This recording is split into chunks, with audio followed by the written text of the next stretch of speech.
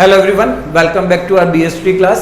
Guys, as you all know, in last class we discussed about manager roles and category of manager roles is informational role. बच्चों आप सभी को पता है जो हमारी बिजनेस स्टडीज की क्लासेस चल रही थी उन लास्ट क्लासेस के अंदर हमने एक नया टॉपिक शुरू किया था। उस नए टॉपिक का नाम था मैनेजरियल रोल्स या फिर एक मैनेजर कितने तरीके के रोल प्ले करता है एक ऑर्गेनाइजेशन में, हम उन्हें डिस्कस कर रहे थे। उन रोल्स को 3 कैटेगरी में डिवाइड किया गया था, इंटरपर्सनल कैटेगरी में, इंफॉर्मेशनल कैटेगरी में और आपकी डिसीजनल रोल वाली कैटेगरी में। इंटरपर्सनल के अंदर हमने डिस्कस किया था कि एक मैनेजर जो अपना समय या अपना टाइम कंट्रीब्यूट करता है लोगों से जुड़ने के लिए, मतलब कि अपना एक नेटवर्क सिस्टम तैयार करता है, चाहे वो ऑर्गेनाइजेशन के अंदर हो या ऑर्गेनाइजेशन के बाहर हो। इंफॉर्मेशनल रोल में हमने डिस्कस किया कि एक मैनेजर इंफॉर्मेशन को इकट्ठा करता है यानी मॉनिटरिंग और स्कैनिंग करके, और उस इंफॉर्मेशन को डिसमिनेट करता है वेरियस लेवल जो ऑर्गेनाइजेशंस के होते हैं वहां तक। आज हम थर्ड कैटेगरी डिस्कस करने वाले हैं मैनेजर रोल्स की, जिसका नाम है डिसीजनल रोल्स। और जो डिसीजनल रोल्स हैं उन्हें 4 कैटेगरीज में डिवाइड किया गया है, यानी एक मैनेजर कभी एंटरप्रेन्योर का रोल प्ले करता है, कभी वो डिस्टर्बेंस हैंडलर बनता है, कभी रिसोर्स अलोकेटर होता है और कभी ना कभी वो नेगोशिएटर का भी काम करता है। एंटरप्रेन्योर फर्स्ट जो कैटेगरी वो क्या है हमारी एंटरप्रेन्योर डिसीजनल रोल्स की। एक्चुअल में एंटरप्रेन्योर होते कौन है?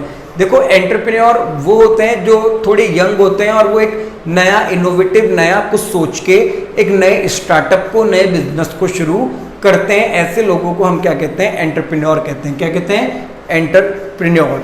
ठीक है, अब एंटरप्रेन्योर को जब आपको समझना है तो आपको समझना होगा, फॉर एग्जाम्पल कोई पर्सन है जिसकी एज 22-26 के मिड है, आप ऐसे मान लीजिए 20 से 26 के बीच का कोई पर्सन है। अगर वो कोई बिजनेस शुरू कर रहा है एक नए आइडिया के साथ, जैसे मैंने आपको कई बार बताया जोमेटो जो कंपनी है वो एंटरप्रेन्योर्स ने शुरू की है। ऐसे लोग जिनके पास रिस्क लेने की एबिलिटी हो, डिसीजन की पावर हो और कहीं ना कहीं उनके पास एक नया इनोवेटिव आइडियाज हो, उनको हम एंटरप्रेन्योर कहते हैं। तो यहाँ पे एंटरप्रेन्योर का मतलब तो ये है।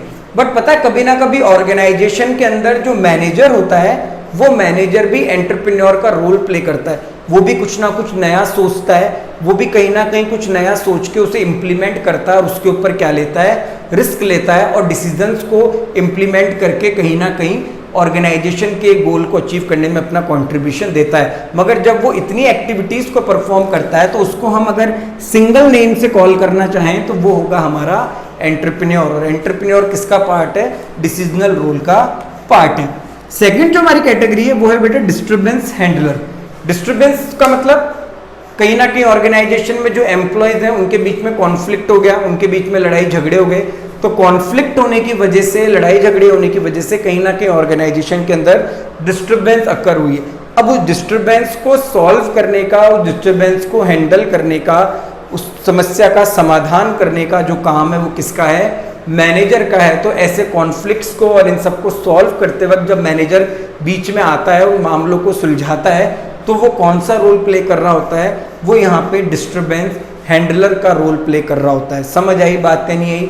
डिस्टर्बेंस हैंडलर का मतलब क्या है? अगर ऑर्गेनाइजेशन में एम्प्लॉयज के बीच में कॉन्फ्लिक्ट्स हो गए, क्या हो गए?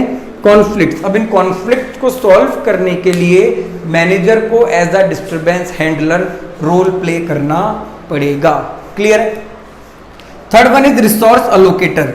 रिसोर्सेज को अलोकेट यानी ऑर्गेनाइजेशन में जो भी रिसोर्सेज काम में आ रहे हैं, चाहे वो मटेरियल रिसोर्सेज हो, चाहे वो ह्यूमन रिसोर्सेज हो, उन सब का काम या उन सबको लाने का काम किसका है?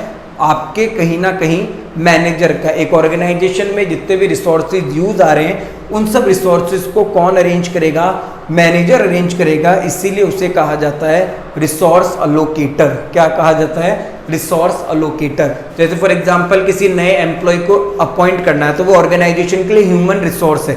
अब उसका काम भी किसके पास है? मैनेजर के पास है। अगर ऑर्गेनाइजेशन को मशीनरी या रॉ मटेरियल की जरूरत है, अब उसको भी अरेंज करने का, अलोकेट करने का काम किसका है? मैनेजर का काम है। तो यहाँ पे वो किसका रोल प्ले कर रहा है? यहाँ पे वो रिसोर्स अलोकेटर का रोल प्ले कर रहा है। क्लियर है? Fourth one is negotiator. Negotiator का मतलब होता है वार्ता करता, जो दो लोगों के बीच में बातचीत करता है, या फिर जैसे दो लोग कोई डील साइन कर रहे हैं तो उनके बीच में एज अ नेगोशिएट बनके और उनकी डील को फाइनल करवाता है। जैसे फॉर एग्जांपल एक कंपनी में टॉप लेवल के लोग हैं, टॉप लेवल से मतलब कंपनी के ओनर्स हैं, और नीचे हैं कंपनी के एम्प्लॉयज। अब जो एम्प्लॉयज होते हैं ना, उन एम्प्लॉयज ने अपनी यूनियन बना के रखी होती है। क्या बना के रखते हैं वो? अपनी यूनियन। अब उनकी जो यूनियन होती है ना, अगर वो कह देना कि यूनियन का कोई प्रेसिडेंट है, वो कह दे कि आज से हम ऑर्गेनाइजेशन के अंदर काम नहीं करेंगे, तो जो पूरे यूनियन के मेंबर हैं यानी पूरे एम्प्लॉयज हैं, वो काम करना या प्रोडक्शन करना बंद कर देते हैं। तो अभी कहीं ना कहीं एक कॉन्फ्लिक्ट हुआ है टॉप लेवल और यूनियन लीडर्स के बीच में या एम्प्लॉयज के बीच में। तो यहां पे मैनेजर नेगोशिएटर का रोल प्ले करेगा, दोनों के बीच में बातचीत करेगा और उस मसले को सुलझाने की कोशिश करेगा। तो टॉप लेवल के अंदर सारे आपके ये आते हैं और नेगोशिएटर आपका क्या है, यहाँ पे वार्ता करता है, जो कहीं ना कहीं इन डील को, इन सब चीजों को फाइनल करने का काम कर रहा है। ठीक है बेटा। तो फोर्थ कैटेगरी क्या है? डिसीजनल रोल्स हैं। यहाँ पे मैनेजर कुछ अलग तरीके के रोल्स प्ले कर रहा है। एंटरप्रेन्योर यानी वो रिस्क ले रहा है और कुछ नया कर रहा है, नए नए डिसीजंस ले रहा है एंटरप्रेन्योर की तरह। डिस्टर्बेंस हैंडलर, एम्प्लॉयज के बीच में कोई लड़ाई झगड़ा हो गया उसे सॉल्व कर रहा है। रिसोर्स अलोकेटर कहीं ना कहीं ऑर्गेनाइजेशन के लिए रिसोर्सेज ला रहा है। नेगोशिएटर वार्ता करता है, जैसे जो एम्प्लॉयज की यूनियन है और जो हमारे बोर्ड ऑफ डायरेक्टर्स हैं उनके बीच में अगर कुछ प्रॉब्लम आई है तो उस प्रॉब्लम को नेगोशिएट करेगा, उनके बीच में नेगोशिएटर जाके बातचीत करके सॉल्व करेगा। गवर्नमेंट बॉडीज हैं या फिर सरकार से कुछ हमारी ऑर्गेनाइजेशन के लिए कुछ गलत चीजें हुई हैं तो वो कहीं ना कहीं उनके बीच में जाके भी उसको भी यहाँ पे सॉल्व करेगा। तो किसका रोल प्ले करेगा? यहाँ पे नेगोशिएटर का रोल प्ले करेगा। ओके स्टूडेंट, तो ध्यान दीजिएगा, मैनेजर रोल्स हम डिस्कस कर रहे थे चैप्टर नंबर 2 से। 3 कैटेगरी में डिवाइड थे, इंटरपर्सनल, इंफॉर्मेशनल, डिसीजनल। इंटरपर्सनल भी 3 थे, फिगर हेड, लिएजन और आपका लीडर। इंफॉर्मेशनल भी 3 थे, मॉनिटर, स्पोक पर्सन और डिसमिनेटर ऑफ इंफॉर्मेशन।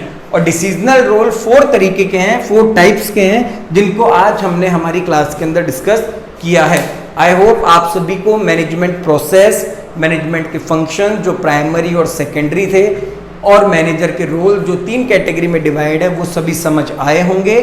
अगर फिर भी आपको कोई डाउट है तो आप मुझसे पर्सनली पूछ सकते हैं। Okay students, thank you.